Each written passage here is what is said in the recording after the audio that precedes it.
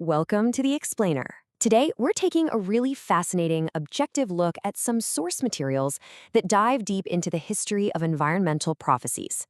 Specifically, we're going to explore those loud, date-bound claims that didn't quite pan out over the decades, and we'll break down the real-world economic costs of treating those predictions as absolute fact. We're going to strictly follow the data and the arguments presented by the authors to unpack this highly debated perspective. It's a pretty compelling question to start with, isn't it? What actually happens when decades of loudly broadcast doomsday deadlines just quietly pass by? In this explainer, we're going to objectively examine the glaring gap between those terrifying political narratives and the actual historical data, exactly as the authors presented. We'll look at the fallout of these predictions and ask, have the resulting policies actually served the public, or have they just ended up costing them? Okay, let's dive right into this. Here's our roadmap for today. First up, the history of failed prophecies. Second, the math behind the net zero debate. Third, some geologic realities. Fourth, the economic price tag. And finally, the author's case for critical thinking. Starting with Section 1, the history of failed prophecies, stretching from the 1970s all the way to today.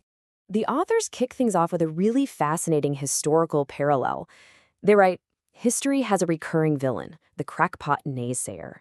The text draws this direct line between, say, uneducated medieval figures claiming the end is nigh, the street corner cranks and sandwich boards, and today's environmental alarmists. The authors argue that the archetype is exactly the same.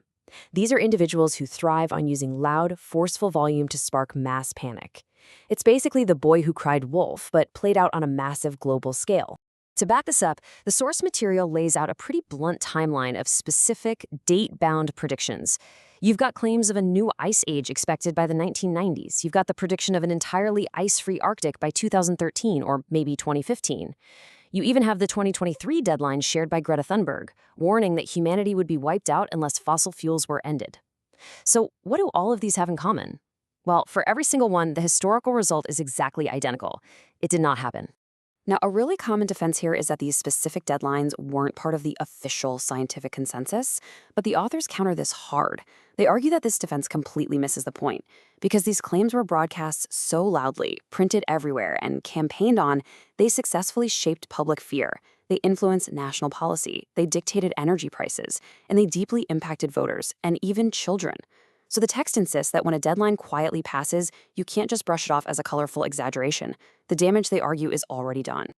That historical context brings us right into Section 2, the net zero debate, where the authors focus specifically on the math of global emissions. Here is the crucial data point the authors really want us to focus on. According to the text, the UK produces less than 1% of total global emissions. Just 1%.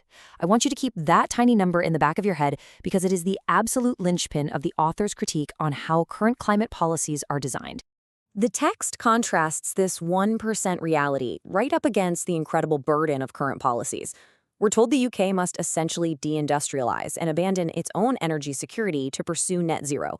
But meanwhile, the other 99% of the world largely just continues with business as usual. The author frames this as a wildly costly delusion, basically sacrificing domestic stability while the rest of the globe carries on completely unchanged. Which leads to a really pivotal question posed in the text. What happens to global temperatures if the UK actually reaches net zero? The author impartially states their conclusion based on the math we just looked at. Because the UK is responsible for less than 1% of emissions, the answer is absolutely nothing. Global temperatures are simply not going to pivot based on the actions of that single 1%. Let's see how this builds into the third section, Geologic Realities, and what's actually happening to the Earth beneath our feet.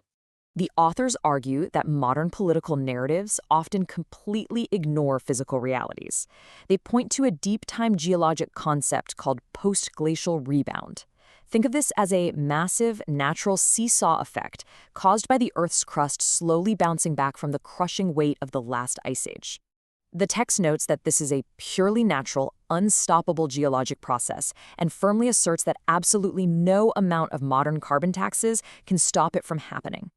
How does this play out locally? Well, the source applies this reality directly to the UK. Because of this post-glacial rebound, Scotland is physically rising, while England is slowly sinking.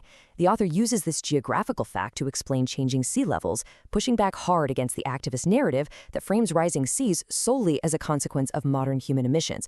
It's a pretty fascinating look at how deep geological history is playing out right now, completely independent of us. Now for Section 4, the economic price tag. This connects everything we've talked about directly to the viewer's wallet. The author's stance here is that the public's refusal to fact-check these narratives is costing an absolute fortune. By treating alarmist predictions as unquestionable law, the UK is deindustrializing and walking away from rich domestic resources like the North Sea. The immediate, real-world result of that? Losing energy independence and being forced to import incredibly expensive gas from Norway and liquefied natural gas all the way from the United States. Furthermore, the source totally attacks the narrative that energy from the sun and wind is somehow free. The author breaks down the hidden costs into a three-step argument showing why there's no such thing as a free lunch. First, the machinery itself has to be imported from abroad at massive expense.